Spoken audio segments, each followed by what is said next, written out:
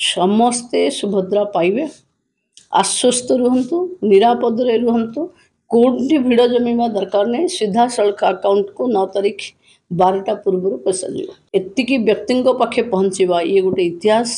ମୁଁ ଭାବୁଛି ଅଲଗା ଯୋଉଠି ବି ଦେଇଛନ୍ତି ପରିବାରରୁ ଜଣକୁ ଦେଇଛନ୍ତି, କିନ୍ତୁ ଓଡ଼ିଶାରେ ଆମେ ପରିବାରରେ ହିତାଧିକାରୀ ଯେଉଁମାନେ ଏଲିଜିବୁଲ୍ ଆମେ ସମସ୍ତଙ୍କୁ ଦେଇଛୁ। ଘରେ ଘରେ ସୁଭଦ୍ରା ଏକ ସ୍ଲୋଗାନ ତ ଆମ ପାଇଁ ଥିଲା, କିନ୍ତୁ ଏତେ ଜଲ୍ଦି ଆମେ ଘରେ ଘରେ ପହଞ୍ଚିଯିବୁ ଏଇଟା ରିଏଲି ଗୋଟେ ବହୁତ ଭାବାବେଗର କଥା।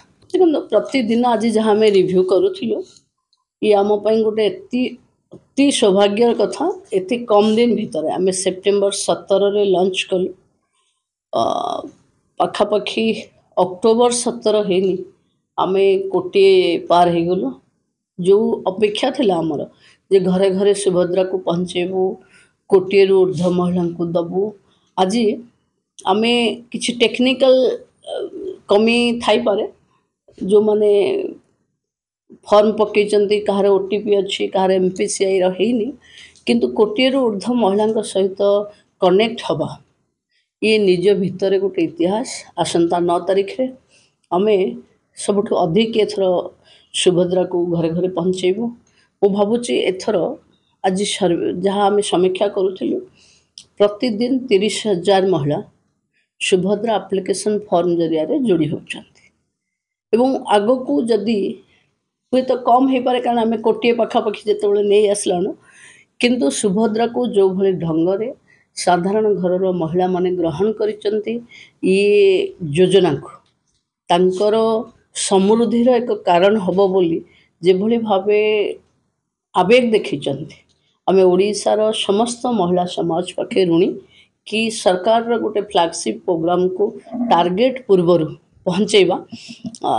କାରଣ ଏଇଠି କେହି କରେଇଦେଲେନି, ଲୋକ ନିଜେ ଆସି ରେଜିଷ୍ଟ୍ରେସନ୍ କଲେ, ତେଣୁ ଏଇଟା ଘରେ ଘରେ ସୁଭଦ୍ରା ଏକ ସ୍ଲୋଗାନ ତ ଆମ ପାଇଁ ଥିଲା, କିନ୍ତୁ ଏତେ ଜଲ୍ଦି ଆମେ ଘରେ ଘରେ ପହଞ୍ଚିଯିବୁ ଏଇଟା ରିଏଲି ଗୋଟେ ବହୁତ ଭାବାବେଗର କଥା। ଆଉ ଗୋଟେ କଥା ହେଉଛି ଯେ ଯେଉଁ 1 ଟଙ୍କା ଲେଖା ଯାଇଥିଲା ପ୍ରଥମ ଇଏରେ ଗୋଟେ କନଫ୍ୟୁଜନ୍, ଛୋଟିଆ କନଫ୍ୟୁଜନ୍ ରହିଲା ଯେ ଏଥରକ ଯାଇଛି ନା ଯାଇନି ନା ଏକାଥରେ। ଦେଖନ୍ତୁ ଏଥର କିଛି ଲୋକଙ୍କ ପାଖକୁ ଟଙ୍କାଟେ ବି ଯାଇଥାଇପାରେ, କିଛି ଲୋକଙ୍କ ପାଖକୁ ତାଠୁ ବି ଉର୍ଦ୍ଧ୍ୱ ଯାଇଥାଇପାରେ, କିଛି ଲୋକଙ୍କ ପାଖକୁ ନ ଯାଇଥାଇ ବି ପାରେ, କିନ୍ତୁ ଯେଉଁମାନେ କ୍ଲିଅର ଅଛନ୍ତି ସମସ୍ତେ ସୁଭଦ୍ରା ପାଇବେ, ଆଶ୍ୱସ୍ତ ରୁହନ୍ତୁ, ନିରାପଦରେ ରୁହନ୍ତୁ, କୋଉଠି ଭିଡ଼ ଜମିବା ଦରକାର ନାହିଁ, ସିଧାସଳଖ ଆକାଉଣ୍ଟକୁ 9 ତାରିଖ 12ଟା ପୂର୍ବରୁ ପଇସା ଯିବ।